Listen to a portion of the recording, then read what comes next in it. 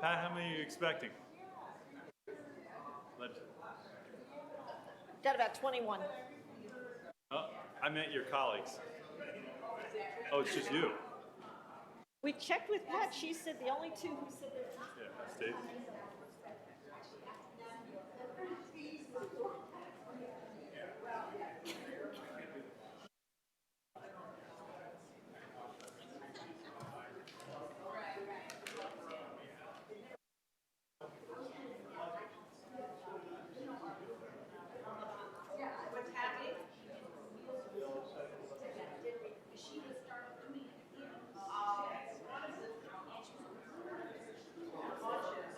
Steve, you're looking thin, man. Whatever you're doing is working. It's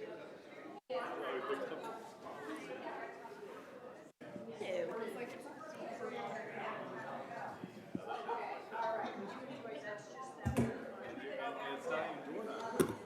Where do you get into that?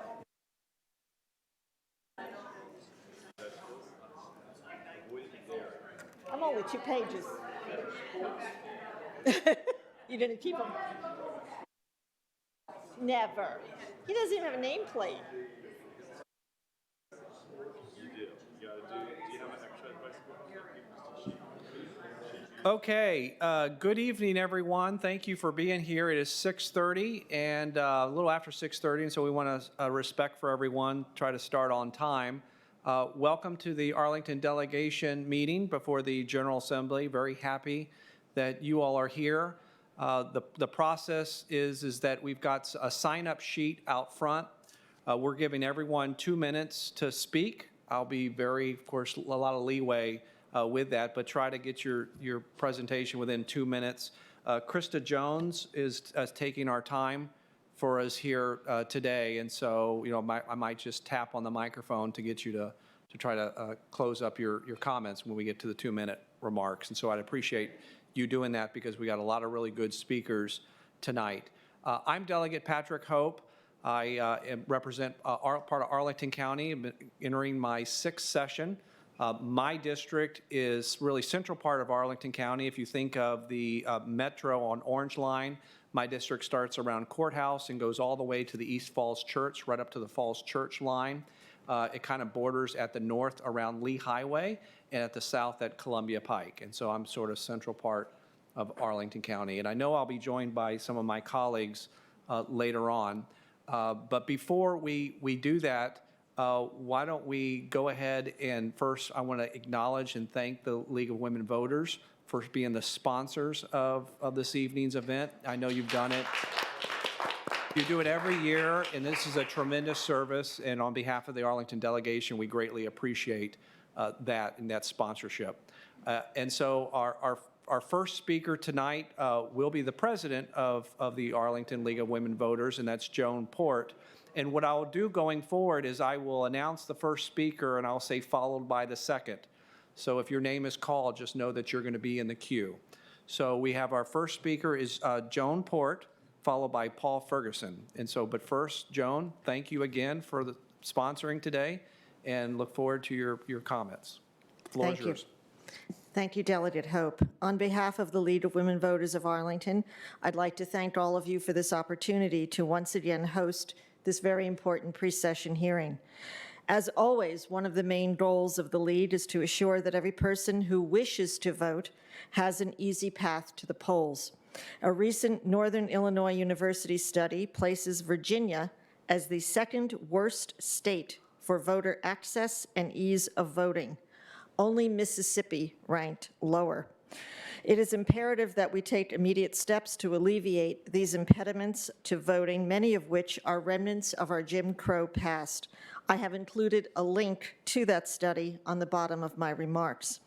To that end, we encourage the General Assembly to immediately pass no excuse early voting and open the polls to all people 45 days prior to the election. Include funding for the new early voting period. Registrars and electoral boards across the Commonwealth will have to add satellite vote centers and have to staff and equip them in order to handle the widely expected massive increase of in-person absentee voting, especially in 2020.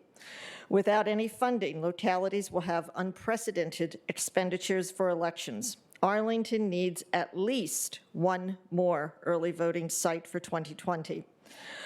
We ask that you allow the immediate restoration of rights to those people who have served felony jail time.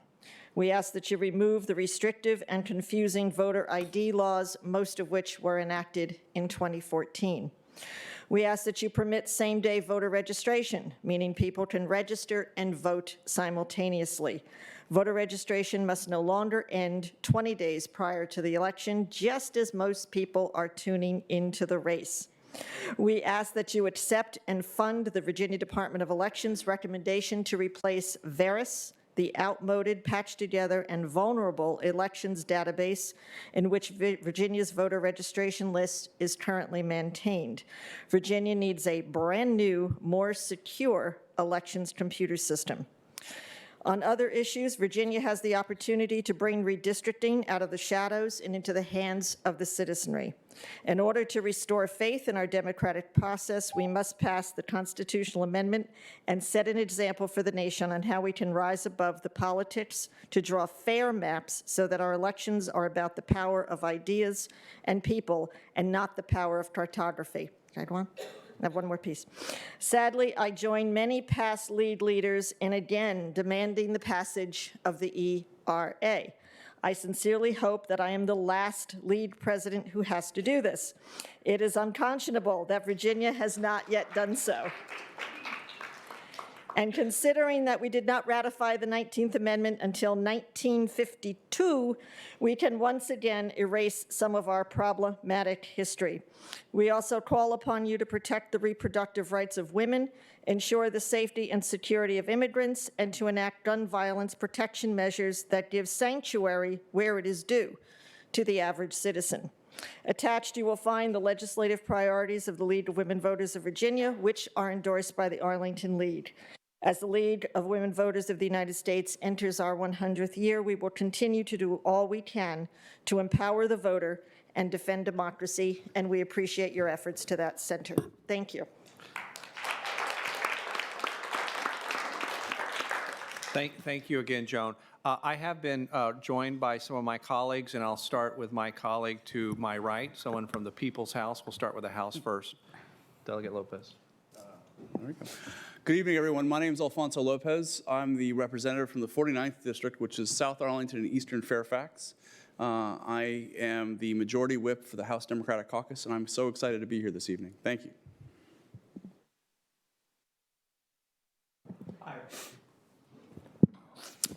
Okay, I think I got the mic learning after a number of years. I'm Adam Eben. This is my 17th year going to Richmond. Appreciate all your input.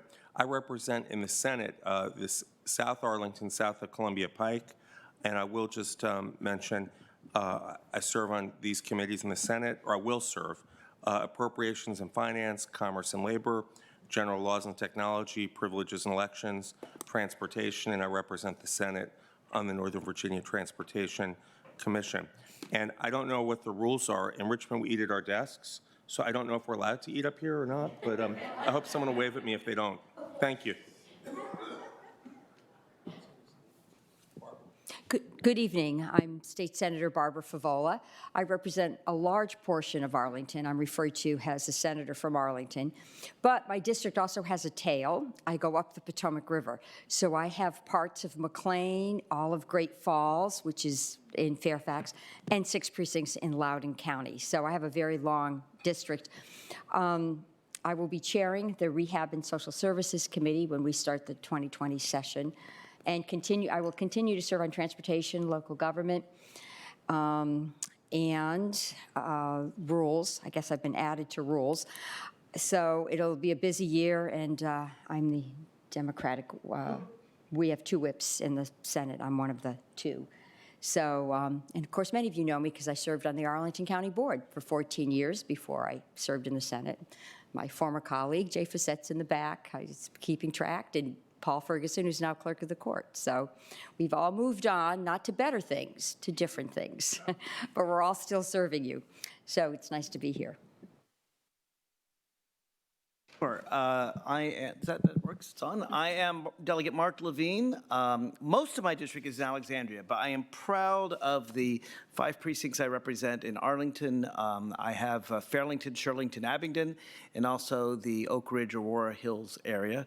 I try to make a major impact on Arlington, even though most of my district's in Alexandria. And very proud, for example, to have helped change your street name. Look forward to your questions today. Thank you. Next speaker will be Paul Ferguson, followed by Jim Hurst. Thank you, delegates and senators. Paul Ferguson, the clerk of the Circuit Court for Arlington County and the City of Falls Church. If I have written remarks, should I just pass them up or now or at the end? At the end, okay. Thanks to the League of Women Voters for organizing this. I don't think I have come to testify before you at a legislative public comment before, but I have watched on the cable TV and appreciate the League of Women Voters spending the time to coordinate with you to organize. I have talked to you for many years about some of the issues that clerks face, and I have good news this evening. The governor put all of these concerns that the clerk had in his budget. So my ask to you is to please keep the things in the budget that the governor did for clerks to correct some real inequities. The first is our technology trust fund. When you file a case in a civil case in Arlington Circuit Court, you pay $5, and that fee is supposed to go just to technology. It's a user fee. $4 of it stays local, $1 goes in a pot so that rural jurisdictions can take advantage. In 2009, that money was reappropriated, they would say, and taken from clerks. So I really feel it's disingenuous for people to be paying this user fee and for it to be going into the general fund. So the governor is putting $500,000 towards the $1.9 million that's still being taken. So we're not all the way there, but we'd be very happy with that. Of course, a little more would be good too.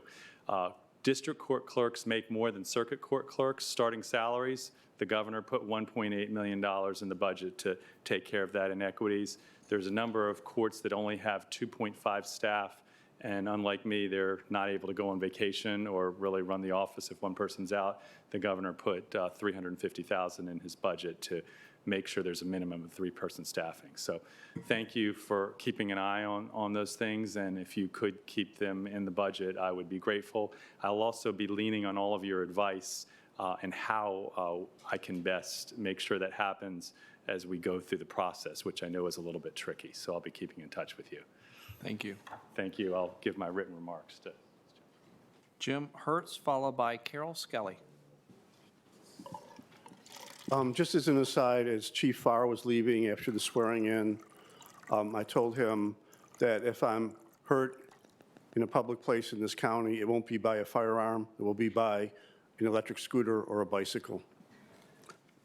Whatever may be said about Republican control of the Virginia General Assembly over the last quarter century, Democrats have controlled local government inside the Virginia Beltway for more than 30 years. Progressive Democrats have also embraced new urbanism as their comprehensive social, economic, and environmental planning paradigm. Over the past 3 decades, the population inside the Virginia Beltway has grown increasingly wealthier and more educated. What have one-party rule, increased personal wealth, and new urbanism accomplished? In fact, new urbanism is upscale growth for the sake of growth, infill for the sake of infill, development for the sake of development, revitalization through gentrification. Urbanist progressives talk like Bernie and live like Hillary. New urbanism's car-free diet is really a more vehicles and vehicle trips diet. Affordable housing is entry-level, upper middle-class housing costing $400,000 per unit and more for new construction, targeted at households earning $50,000 to $100,000 per year. As for new urbanism and the environment, it's a complete fail. Everything from massive loss of tree canopy for McMansions to almost no on-site renewable energy. Who to blame? Everyone but yourselves and your Democratic predecessors. It's obvious you will pursue ideological interests next year and blame Judge Dillon and Dominion Energy for your failure to pass anything that actually benefits us. Please think of us. Thank you. Thank you. Carol Skelly, followed by Dan Kozma.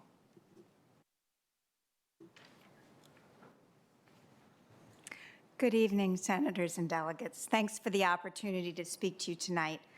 I'm the chair of the Arlington Community Services Board's Committee on Developmental Disabilities. I'm here to ask you for increased DD waiver reimbursement rates sufficient to provide 15% higher wages for direct care staff.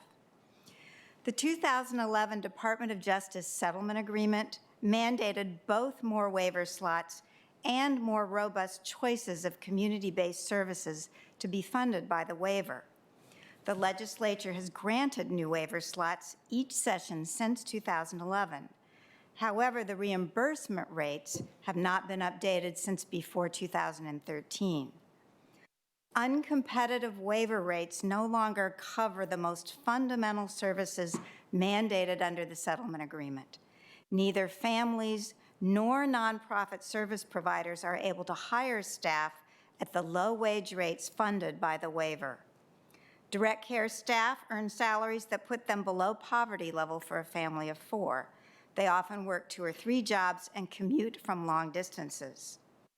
Given the difficulty of hiring staff, providers are reluctant to expand capacity to meet a growing demand for services.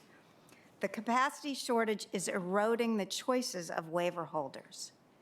10 years ago, students leaving the Arlington Public Schools had 2 to 3 choices of day or employment programs. Our students graduating in 2020 will be lucky to be offered any day placements at all. My son lives in an Arlington group home that was established for former residents of the Northern Virginia Training Center who have complex needs, both medical and behavioral. In calendar 2019, the staff turnover in this home was more than 50%, and several positions turned over more than once during the course of the year. So on behalf of our families, I thank you very much for your past support, and we look forward to working with you in the 2020 General Assembly. Thank you, Carol. Dan Kozma, followed by Lillian Clemente.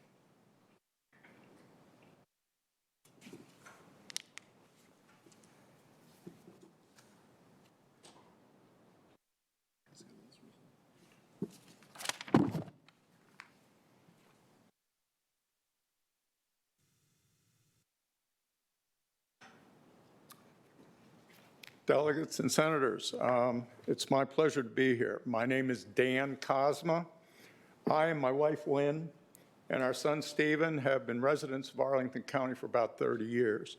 We're here in support of Ms. Skelly's testimony, and I wanted you to see one of the people that she's talking about, my son Stephen. And Stephen, say hi to everybody.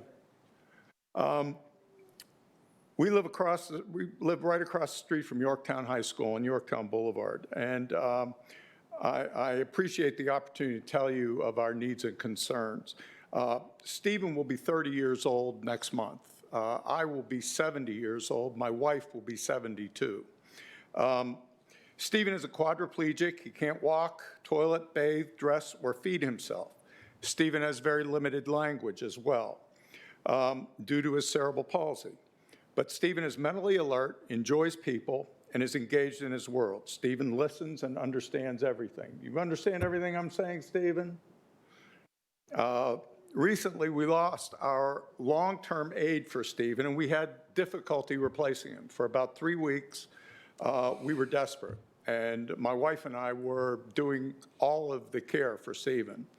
We were finally able to get an aide, and hopefully we'll be able to keep him, but we strongly support Ms. Skelly's request that the wage rates for people who provide services to people like Stephen be raised to a competitive level so that people are not poverty-stricken when they are doing this kind of work for our most vulnerable citizens.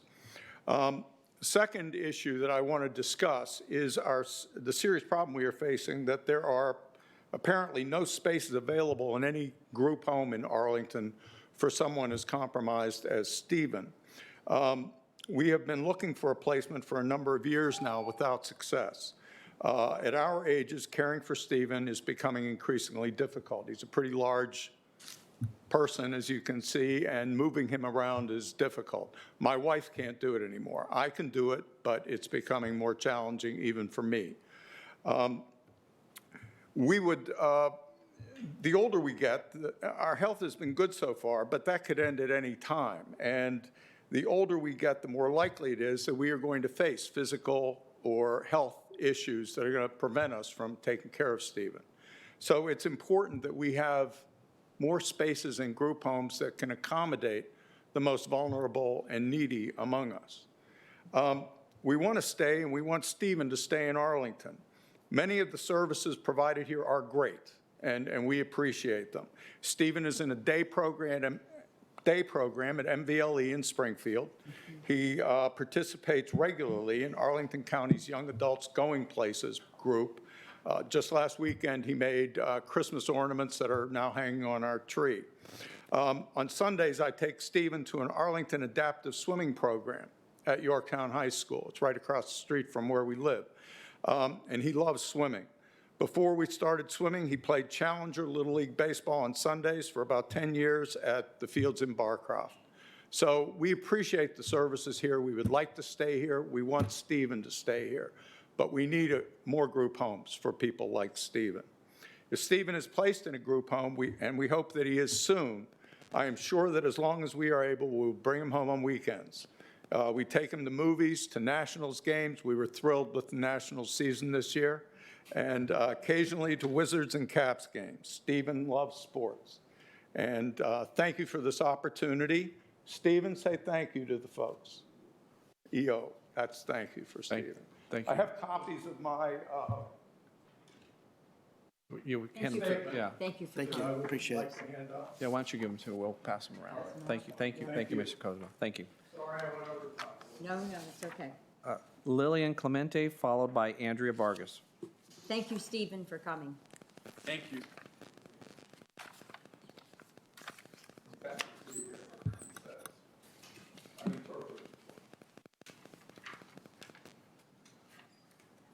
Hello, I'm Lillian Clemente, and I'm speaking for One Virginia 2021 in Arlington. Thank you all for carving out the time to be here tonight. Unsurprisingly, we ask that you vote for the redistricting amendment in the second read and pass the strong enabling legislation that we've advocated since March. 3 points. Some have argued that it is safer to trust the General Assembly with redistricting than to adopt a commission structure that relies on Virginia's Supreme Court as a backstop in the event of a deadlock. We disagree. With good enabling legislation, you can bind the justices to follow best practice. It's harder for the General Assembly to police itself. As recently as 2011 and 2018, both parties drew gerrymandered maps. I was in the House gallery in August of 2018, and I'll never forget it. The track record is not good.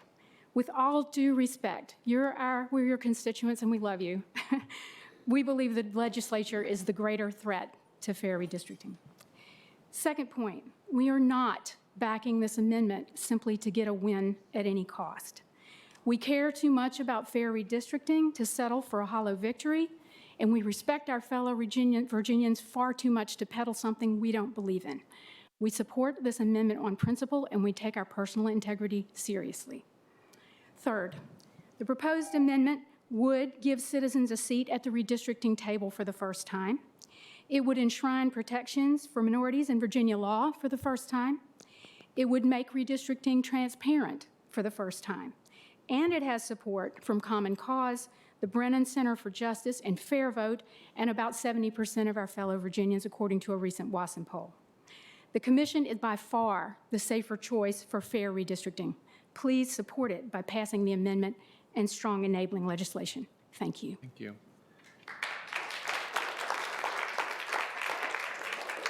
Next speaker is Andrea Vargas, followed by Audrey Clement. Andrea?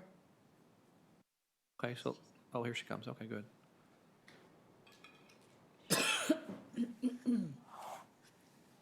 Thank you for being here, Andrea. Get you a microphone. Good evening, everyone. My name is Andrea Vargas, and I'm here to speak a little bit about the issues that we're having with public transportation. I've noticed this a lot in the last 2 years. I use public transportation a lot. I live around Columbia Pike and Walter Reed. So I've noticed, I've called many times Arlington Transit, and they listen to me, they take notes and everything. But when I spoke with somebody at the ECNB, they suggested that it would be better if I speak a little bit about it with you guys, will listen better. I think is that we need new buses, more accessible, and some of the sidewalks, in general, the public transportation needs to be better for people like us in wheelchairs. This is all I wanted to say. Thank you so much. Thank you.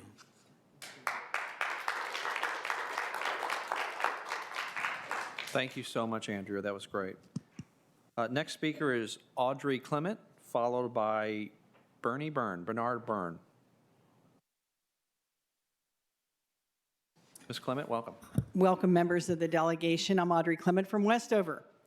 On immigration, I oppose an initiative included in County Board's legislative package to the General Assembly that would, quote, oppose any state mandate to localities requiring local law enforcement officers to evaluate the immigration status of individuals encountered during lawful stops or other routine police activities, end of quote.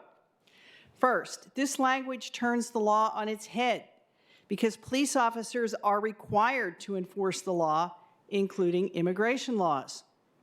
Second, prescribing traffic stops for immigration offenses amounts to selective enforcement, insofar as it requires police to ignore immigration violations while citing non-immigration offenses. Selective enforcement of the law is a per se violation of the Equal Protection Clause of the 14th Amendment of the U.S. Constitution. Third, it is well known that the principal victims of crimes perpetrated by illegal immigrants are legal immigrants. Barring police from citing undocumented persons will serve to oppress the many thousands of legal immigrants and naturalized citizens who reside in Northern Virginia. Fourth, those who promote non-enforcement of immigration laws are using the issue as a cudgel to score political points by race-baiting opponents. This type of demagoguery should not be tolerated by the General Assembly. On transportation, a recently published VDOT report indicates that average speeds are down and travel time is up on eastbound I-66 inside the Beltway toll lanes. The likely culprit is toll cheating on eastbound I-66, resulting from lack of enforcement by Virginia State Police due to unsafe road shoulders from which to monitor the traffic. I urge the General Assembly to consult with VDOT regarding the installation of electronic detection devices at toll gantries to enable adequate surveillance of the road. Thank you, Ms. Clement. Bernard Byrne, followed by Jeff Lightman. Welcome. I'm Bernie Byrne. I'm in Pat Hope's district. I'd like to congratulate him on his chairmanship. Thank you. Which is deserved.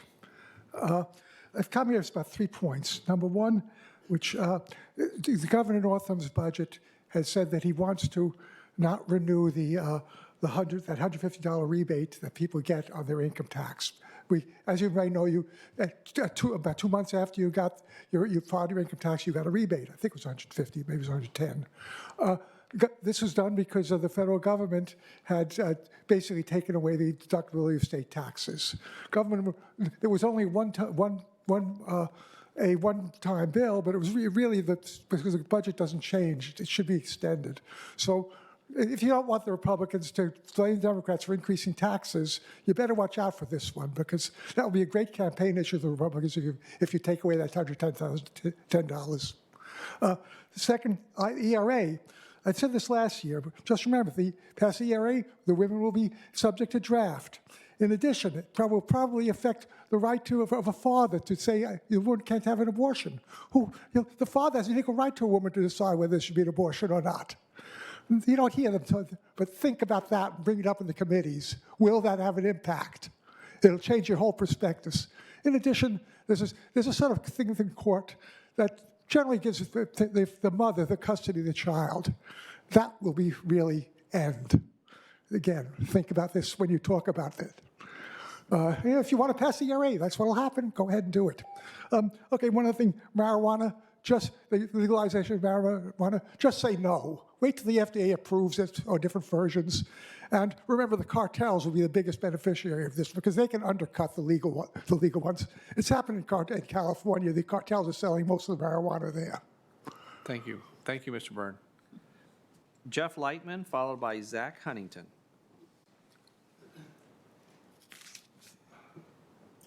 Thank you for the opportunity to share my views on a topic that I think is of great interest to a lot of us in this room. And I have to say, with respect to others who have spoken and taken different positions on this, I'm here to express my disappointment in the proposed amendment that would create a Virginia redistricting commission. I believe that it is seriously flawed, and given current political realities, Virginia can and should do better. The amendment does not go far enough in creating a process or a structure that would guarantee fair redistricting in the state or the Commonwealth of Virginia in a nonpartisan manner. And I don't mean bipartisan manner, I mean nonpartisan manner. It is bipartisanship that has created some of the problems we're trying to solve, and more bipartisanship in that respect will not solve the problem. Because the amendment would create a situation which is inherently political. 8 of the 16 members of this commission would be elected officials.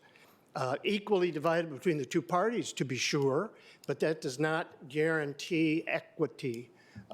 We've seen that played out before, and it can result in the kind of horse trading that results in mutual back scratching rather than fairness. The other 8 members are also political.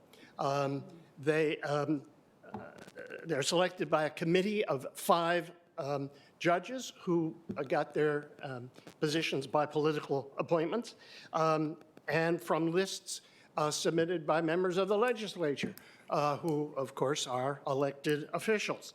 The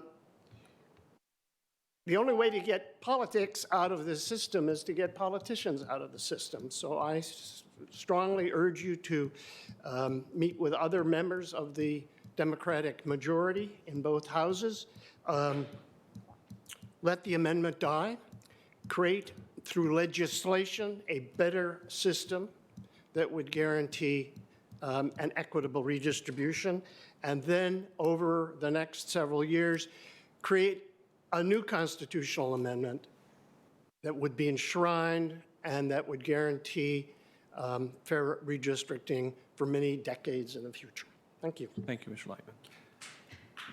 Zach Huntington, followed by Wayne Burt.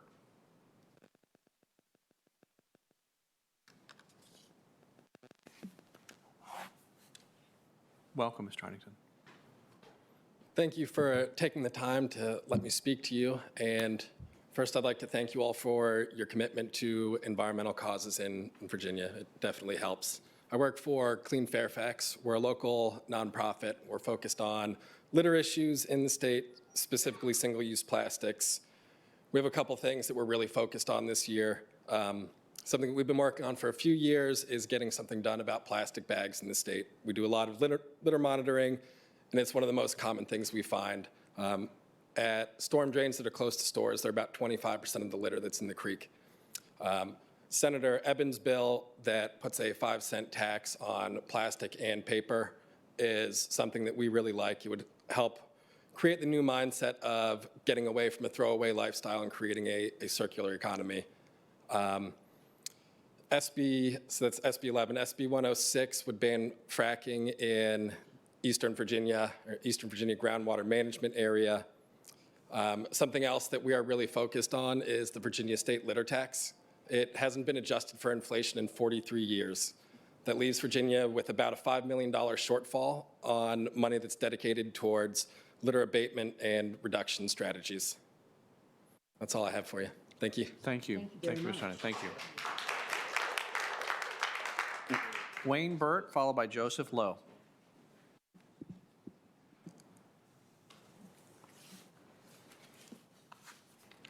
Good evening. I work with 2021, Virginia 2021, and I want to talk about redistricting yet another time. It's about the third time I think I've been here. Virginians in large numbers are interested in creating a bipartisan commission to do redistricting. Now, after much work by bipartisan legislators and volunteers, we have an effective solution, a draft constitutional amendment passed by big legislative majorities that needs to pass again in 2020 with appropriate enabling legislation. One poll showed voters supporting passing the draft amendment a second time, 70% yes, 15% no. Now that Democrats have taken power in both houses, some are raising alarms about previously supported work. One critic finds the document imperfect, and another finds politicians' fingerprints all over the document, all over the amendment. We admit the document is not perfect. We are creating living law, not a flawless document as a model for future activity. In politics, you never get the perfect, and legislative involvement was necessary to get the amendment passed. We now have legislative buy-in as a result of that involvement.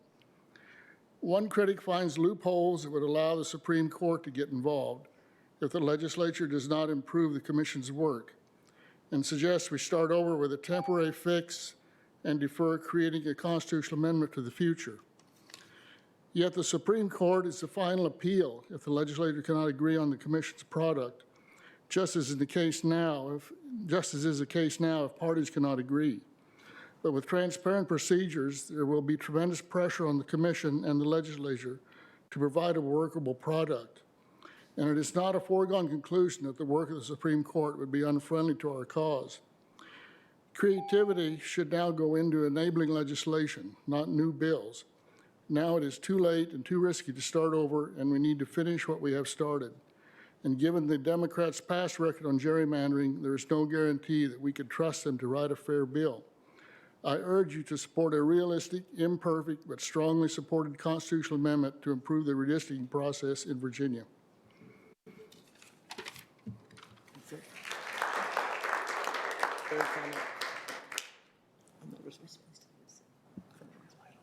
Thank you. Joseph Lowe, followed by Laura Delph. Forgive me if I pronounced that incorrectly. Joseph, Mr. Lowe, welcome. Thank you. I speak on behalf of welcoming our immigrant neighbors in a situation where there are horrible human rights and racist attacks against immigrants and refugees in Virginia and throughout the country. There are many thousands of immigrants and refugees living in the shadows throughout Virginia. We trust them to care for our children, to clean our houses and offices, to mow our lawns, and do many other kinds of labor for us. Virginia can do something to ease the lives of these people. We can make it possible for them to obtain driver's licenses so they may drive on our highways without fear of being deported and having their lives wrecked. We can also, for the many, many young people who have graduated from high school in Virginia schools, make it possible for them to attend college and technical schools in Virginia at in-state tuition rates at a rate that they can afford. Having invested in the education of these young people, we should do everything we can to make it possible for them to be successful and contributing to the Commonwealth. Thank you. Thank you. Laura Dell, followed by Chris DeRosa. Did I butcher your last name? Hello. Oh, my name's always hard. I like to remind people it's Eli with a D in front, so you get Deli. Aye. Yeah. Thank It's you, okay, Mrs. Deli. Patrick. Thank you so much for this opportunity to speak to you about, our concerns. I'm representing the Virginia Interfaith Center. We have a broad range of issues that we lobby on. And this year, our big push is going to be to get 5 paid 6 days for all workers in Virginia. And you'll be hearing a lot from us and from the coalition that we're building to get this done. So that's coming up. There are 1.2 million Virginians who do not have access to paid 6 days. And they're the very people who have the biggest impact on public health by not being able to stay home and take care of themselves or their children or a parent who is sick. So this is a really strong bill for the economy, for human happiness, and for public health. So that's coming up. Also on the environmental justice, I want to commend Senator Favola for SB 94, the energy bill. This is a wonderful thing. We'll be helping you with that, and we'll be helping you and Kay Cora get more patrons on that. We'll be doing that forthwith. So we would like to see environmental justice incorporated into the state energy agencies, rather. Is that my time up? Seconds. Okay. And let's see, we are also supporting the Healthcare for All Virginians Coalition to include health insurance protection, maternal mortality solutions, and then adding dental insurance to Medicaid, closing the 40-quarter Medicaid gap, and more. So there are a whole bunch of issues that I'll be happy to update you on, and our members too, during the session. Thank you. Thank you, Ms. Delay. Chris DeRosa, followed by Sheila Billingsley. Hi, we're going to play tag team. I'm going to yield my 2 minutes to Julia Tanner, and later I'll reclaim my time. Thank you, Chris. I have a child in a public school here in Arlington, Washington Liberty, who has a chorus concert, so she kindly switched times with me. Thank you all so much for being here today. I really appreciate your time listening to the citizens of Arlington. I am here to talk with you about 4 issues, 2 of them very quickly and 2 slightly longer length. One is the environment. I'm extremely concerned about climate change. One of my daughters has nightmares that later in her life she's going to be given a world where the climate events are going to be extremely intense. And I worry about her children as well.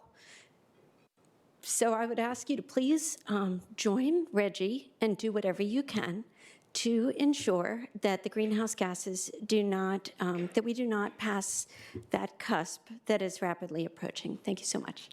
The other 3 are much easier to talk about. They're voting issues. So I'm very hopeful that you all will pass no excuse absentee voting. That would be absolutely fantastic for so many citizens in the Commonwealth. In addition, it would be wonderful if same-day registration and voting could come about. So often, there are people who haven't thought about registration until the last minute, but they very much want to exercise the franchise, so that would be very helpful. And finally, I would like to also add my voice to those who are speaking about redistricting today. Bethune-Hill is a perfect example of going to a conservative court and having a special master result in very good district lines. Think about Bethune-Hill, which just redistricted a large portion of the Commonwealth in a way that was very favorable to parties that are quite concerned right now. That was the result of a special master. I think that we are all grateful to all of you for your time considering these complex issues, and thank you again. Thank you, Ms. Tanner.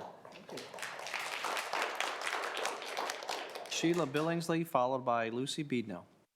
Hello. I'm here to speak on employment issues for disabled employees. My 32-year-old autistic son has been employed with the computer and electronics recycling company for over 4 years. It's a job he loves and that gives him a great purpose in life. The contract that he works on provides computer recycling services for Fairfax County.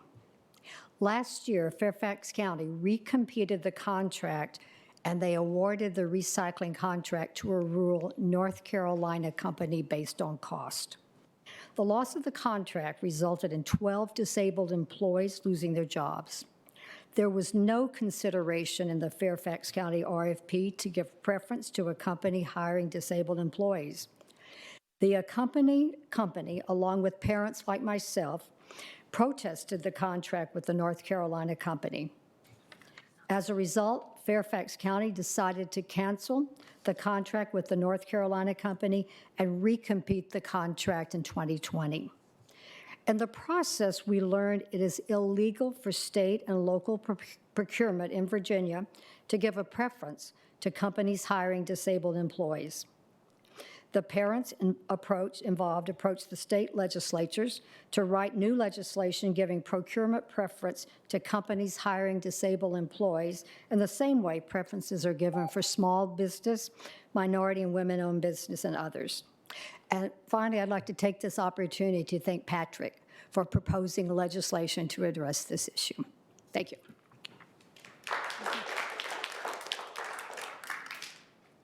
Lucy Beednell, followed by Jackie Rivas.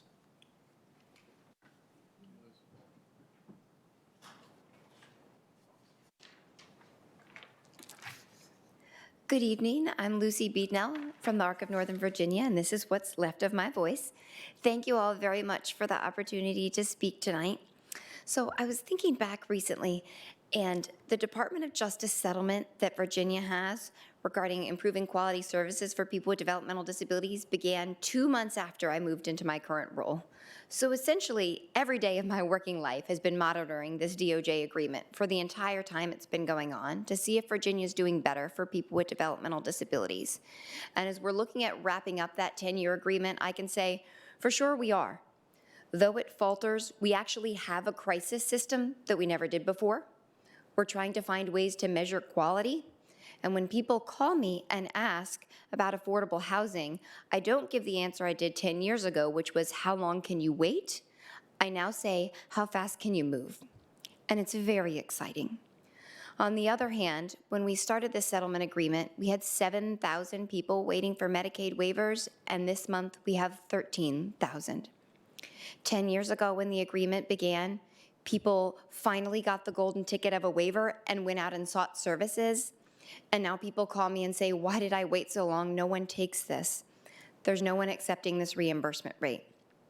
So in 10 years, we've done a lot to improve, but what I think we've really done is build a foundation for a better state system. We have waiver services that are more integrated, and if we can get people to those waivers and fund them, people can really use them. We've built out a place where we need to be, and we just need to grow from there.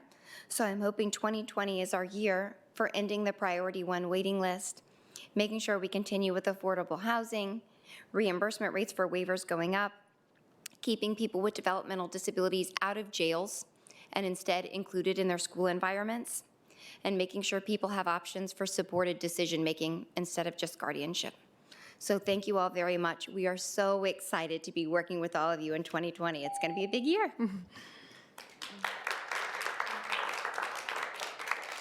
Thank you, Ms. Beednell. Jackie Rivas, followed by Jessica, forgive me, is it Strokey? No, okay. Good evening, and thank you for coming here tonight to listen to your constituents. I'm Jackie Rivas, and I'm speaking on my own behalf to add my 2 cents to the redistricting chorus here. So I was here last year at this time asking you to pass the constitutional amendment on redistricting reform. You did, and I thank you for that. I've returned tonight to ask you once again to pass the constitutional amendment on redistricting reform on its second reading, as well as the guardrails outlined in the enabling legislation, to have a commission that reflects the diversity of the Commonwealth, to prohibit gerrymandering and the use of political data, to consider public input and set rules on selecting a qualified special master. I want to choose my legislators. I don't want them to choose me. I want my district to reflect my community. I want to vote based on fair maps. A lot has happened in a year. On November 5th, Virginia voters came out in force in an off-year election to support Democrats. You rode the blue wave to Richmond. Personally, I was thrilled to see the blue wave wash over the General Assembly, and I look forward to good legislation finally finding the light of day. But I fear the blue wave will turn into a sea of crimson if our Democratic legislators cannot rise above partisan politics to pass this constitutional amendment. Rather than work together to create a more perfect Commonwealth, there are those among you who are trying to sow seeds of dissent, undermining reform, undermining trust, undermining faith in our institutions. I have no doubt that those seeds will find fertile soil in your opponent's future platforms. The eyes of the country are now turned towards Virginia. When you were the minority party, you wholeheartedly supported redistricting reform, as evidenced by your passage of the first reading of the amendment. There was an election, and now you're the majority party. You have a choice. You can do the right thing and create blue ripples from the blue wave, or you can fail us. You can let the blue wave crash against the cliffs, letting the amendment die.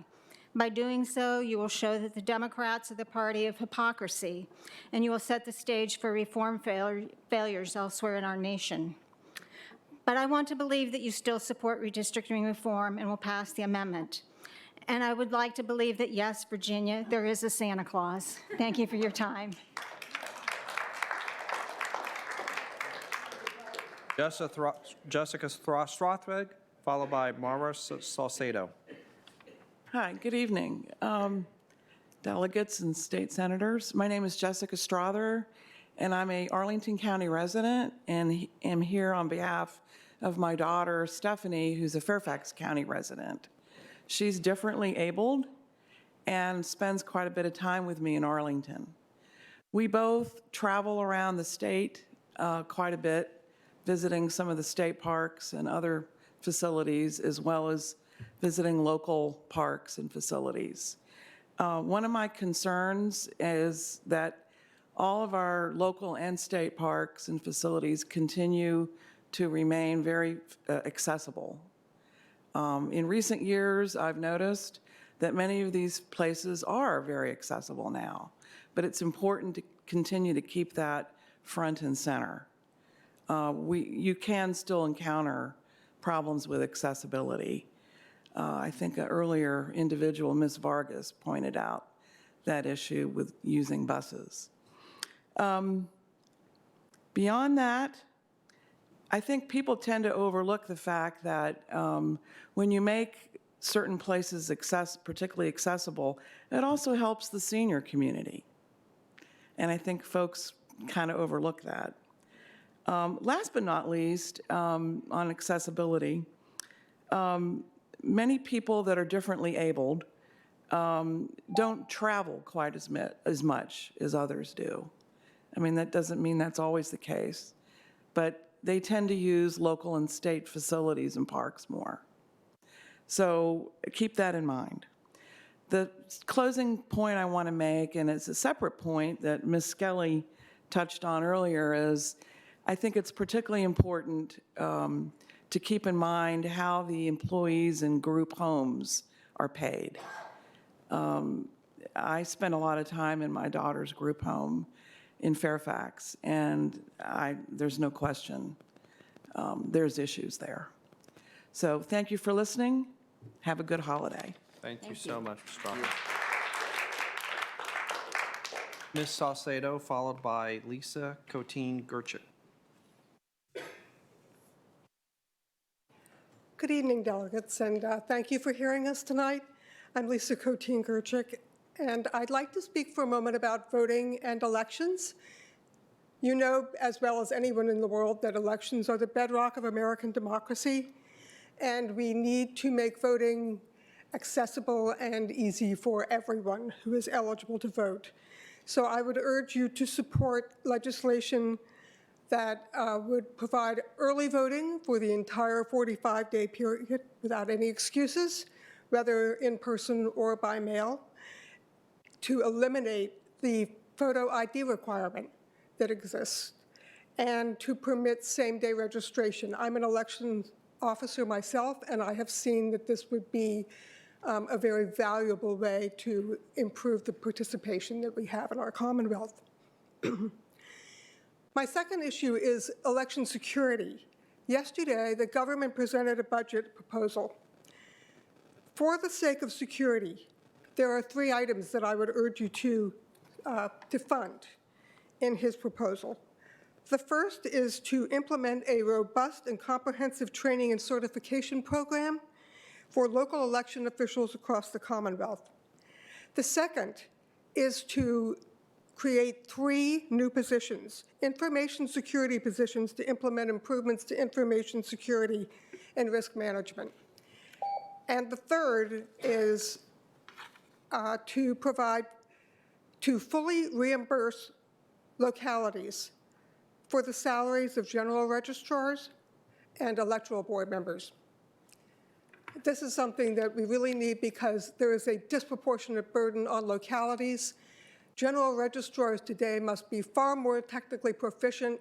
That position has changed radically, and it is really critical to the security of our elections. Thank you. Thank you. And did we miss Ms. Salcedo? All right. Hi, my name is Moira Saucedo, and I'm here in support of Ms. Kelly's proposal for better competitive rates for Medicaid waivers. My husband, Tomas, and I want to thank you all very much for your past support of our family in contributing local funds for state waiver services. It's been incredibly helpful. Our son, Michael Saucedo, is 29. He has a community living waiver and needs 24/7 care for his autism. He left an ICF, that's intermediate care facility, in 2017 to move into an Arlington apartment with services provided under waiver. In September, the service provider informed us it was no longer willing to provide services for Michael. We are now pursuing alternative arrangements to keep Michael in his apartment because there are no appropriate residential placements currently available in Arlington. We need to employ one person to stay overnight with subsidized rent under Michael's rental assistance and additional staff to cover a 3 to 9 shift on weekdays at an hourly rate of about $16 an hour. My husband is 72, I'm 64, and we plan to bring Michael home every weekend rather than try to hire additional staff for Saturdays and Sundays. In talking to many staff who have taken shifts to care for Michael, we find they don't live in Arlington because they can't afford it. They have long commutes to get to work, and they often can't get enough contiguous hours to make a living wage, and their pay per hour is inadequate. They're not happy workers, and that impacts my son's safety and quality of life as well. So I hope you may find a way to contribute to an increase in reimbursement rates for Medicaid waiver services, and thank you for your consideration. Thanks. Thank you, Mrs. Thank you. We have next have Peter Evans, followed by Chris Del Rosa.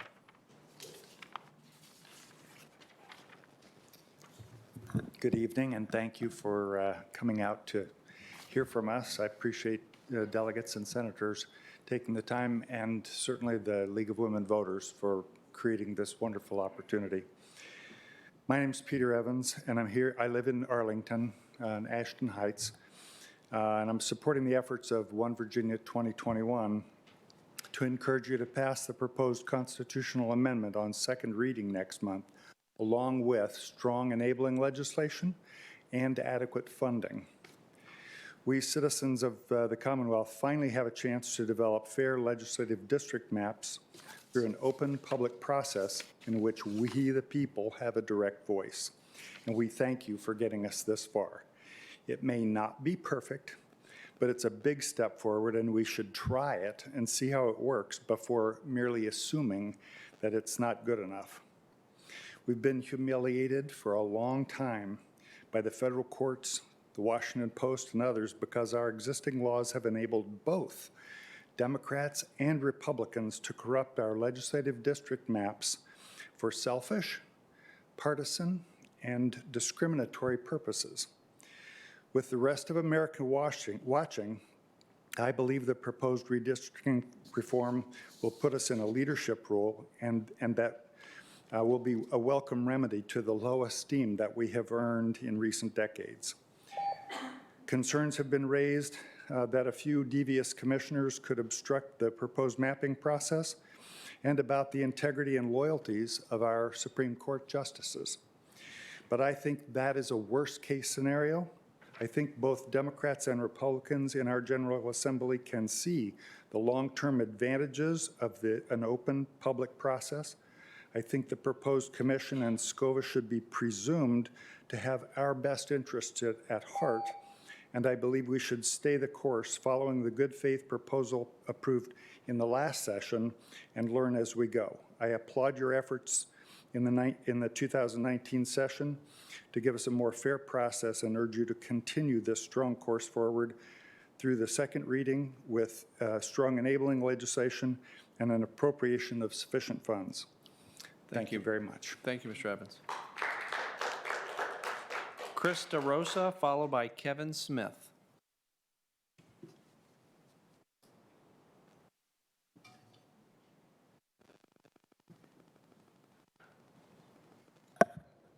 Hi, good evening. First of all, I want to start by saying congratulations to all of you for being reelected to your seats. The blue wave started here in Arlington, I believe, and washed over all the Commonwealth, and we want it to continue. As you know, I'm very interested in many issues. I'm very excited about the prospect of Virginia becoming the 38th state to ratify the ERA, and I'm hopeful that we will pass, finally, some common sense gun safety legislation. Tonight, I'd like to highlight two other issues that are of paramount importance to me and to others. First, I'm the leader of the Arlington Falls Church chapter of Spread the Vote, Project ID. Our volunteers help register people to vote, help them get their Virginia DMV IDs. We work with people at homeless shelters, soup kitchens, as well as the Arlington Jail. Many of the clients that we have met are returning citizens. I believe that stripping felons of their voting rights is unacceptable. This is voter suppression at its very basics. I wish I had time to tell you stories about the newly re-enfranchised voters who are eager to register for the first time to vote in years or maybe even in their lifetime. They feel that they are now truly a part of society. I hope that you will pass legislation that makes the restoration of rights automatic. Ideally, as soon as they walk out the prison door, or at the very least, this should happen when they have completed all probation and supervision. And even maybe one day in the future, we won't strip their voting rights away from them at all. But I know that may be like a pipe dream right now. Second, I believe that gerrymandering steals our votes. For years, Virginia legislators have picked their voters in order to retain their seats. That's not right, and I'm sure you agree. This year, we have the opportunity to take a huge step toward ending gerrymandering in Virginia. Thank you very much for helping to pass SJ 306 in 2019, with special thanks to Senator Howell for adding transparency bit to the bill. It's very important to bring decisions out into the daylight from behind closed doors.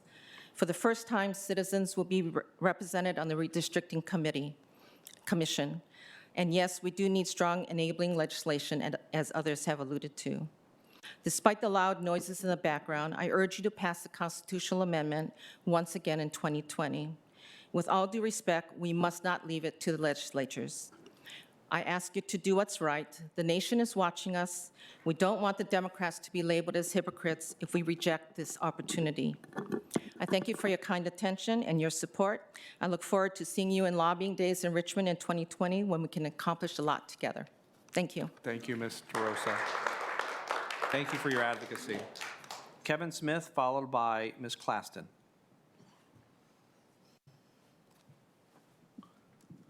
Hi, my name's Kevin Smith. I sent all of your offices an email earlier this week, so I'm just going to ask that you read it. And I'm still here advocating for criminal justice reform, so I'm going to be very brief and hope that you'll read the email. But once again, I'm advocating that you can do this throughout Virginia, but especially in Arlington, the U.S. Department of Justice suggests conducting an annual independent review and assessment of the judicial system. And then they will provide a report card where moving towards an evidence-based system of justice would benefit the community by reducing recidivism, making the community safer, and maximizing tax dollars. All of the think tanks that do that are right here. One of the better ones is George Mason University. They call it their Center for Advancing Criminal Excellence. And they will conduct this assessment for free.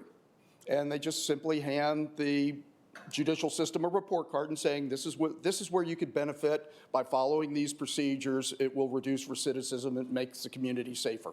Very simple thing. I've asked for this for 3 years, so hopefully soon that will be passed. That's it. Read the email I sent. Thank you all very much. Thank you, Mr. Smith. Ms. Claston, followed by, I believe our last speaker is Mike Cantwell.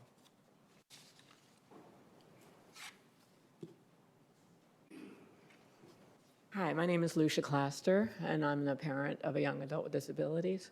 And I've been involved with advocating for individuals with disabilities. So I know a lot of families that have adults that are in their 20s and also those that are younger. I'm talking on behalf of the subject of the reimbursement rates for AIDS. As Ms. Bagnell mentioned with the DOJ settlement, 10 years ago, the push has been to get people with disabilities out into the community, integrate them into the workplace, have them live in apartments. The reimbursement rate for an aide is $11.47 an hour. Individuals with disabilities can learn how to do things that are successful in the community, but they need assistance.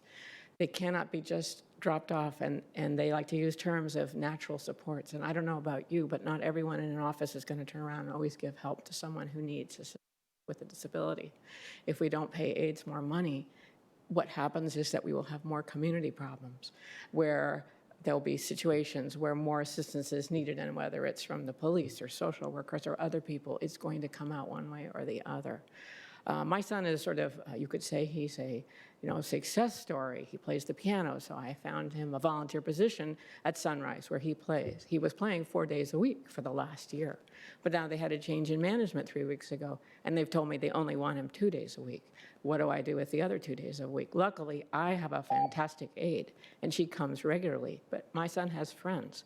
The friends sit at home because there's no place for them to go, because there's no one for them to go with. They get an aide, they stay twice. They don't come back the third day. They say they're coming tomorrow, they don't show up. All of us need to save money to help pay for these individuals once we're not around. And if you're not doing things to help support these individuals that allow them to be in the community, the group homes, they're not available. The institutions get them into an apartment. The sheltered workshops are closed. There are less and less opportunities, and I need to alert you to the fact that there is a mushroom cloud of children that are coming through the school system right now, particularly on the autism spectrum. There's a huge group of them that are younger than my son. They're under age 19, and there is an enormous number, and they will eventually exit out, and then they will be in the same situation, being integrated into the community, quote unquote. And then what will happen is they'll either be sitting at home or they'll be out in the community on their own, and they will not be effectively employed. They will be looking for unemployment and other things. And I just think we need to get ahead of this now in a way that we can be successful. Our children are already not that, I mean, yes, they are tolerated in the community, but they are not necessarily embraced. And it will be even worse if they're not doing something that's valuable, that is contributing to the community. So I ask you to please consider this.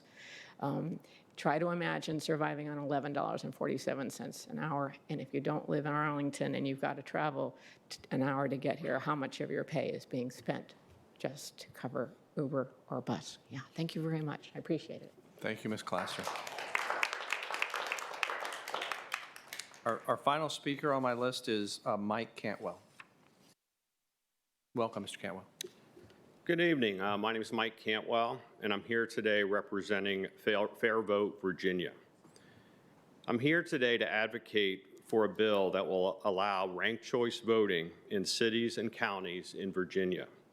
Ranked choice voting is proven to increase campaign civility and increase voter turnout. Ranked choice voting is also proven to reduce extreme partisanship and rancor during elections. Please support ranked choice voting in 2020. Thank you. Thank you, Mr. Cantwell. Is there anyone here who hasn't spoken that didn't sign up and would like to speak? Okay.